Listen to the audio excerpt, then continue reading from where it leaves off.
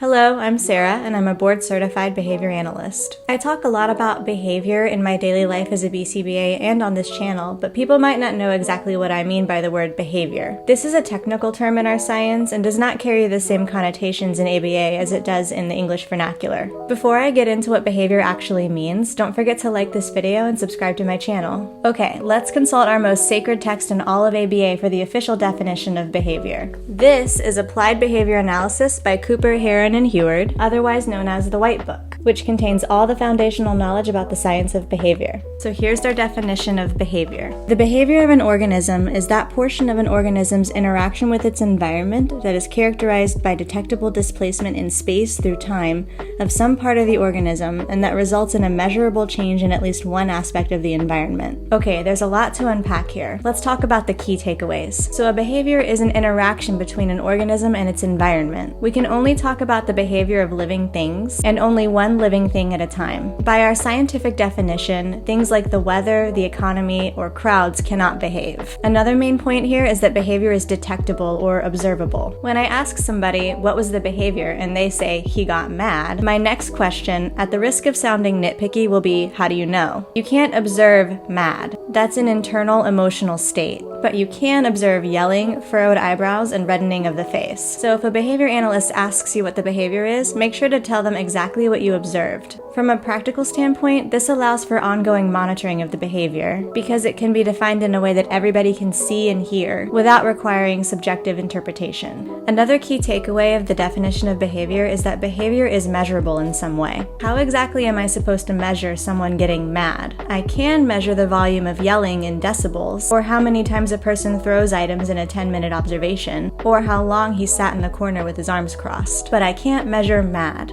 Measurement of behavior is important because it allows us to set quantifiable goals for the behavior and then track progress toward the goal. For example, maybe the goal is to decrease throwing items from a frequency of 30 times in a 10-minute observation to 2 times. Another thing I wanted to mention is the dead man's law. If a dead man can do it, it's not a behavior. Falling, for example, is not a behavior because a dead man can do it. Lowering oneself from a seated position to a supine position by activating the muscles in one's arms, legs, and back would be a behavior. Wearing clothes isn't a behavior because a dead man can do it, but putting on clothes is a behavior. Last thing I want to add is something that I've mentioned in the past a few times, but the word behavior does not refer to bad behavior. That's how the word is often used in parenting and educational settings. Behavior is the observable, measurable action of a living organism, regardless of how subjectively appropriate someone finds it to be. What I'm doing right now is behavior. A huge pet peeve of mine is when someone says that a child is having a behavior or is in a behavior, because so is everyone else until they die. What people usually mean by this is that the child is engaging in a behavior that's disruptive or generally perceived to be inappropriate, or that they're engaged in a behavior that's being targeted for a reduction in an ABA program. If you want to speak in a scientifically accurate way, make sure to use our most important term correctly. So anyway, that's what behavior means. Thank you for watching, and I'll see you in the next video.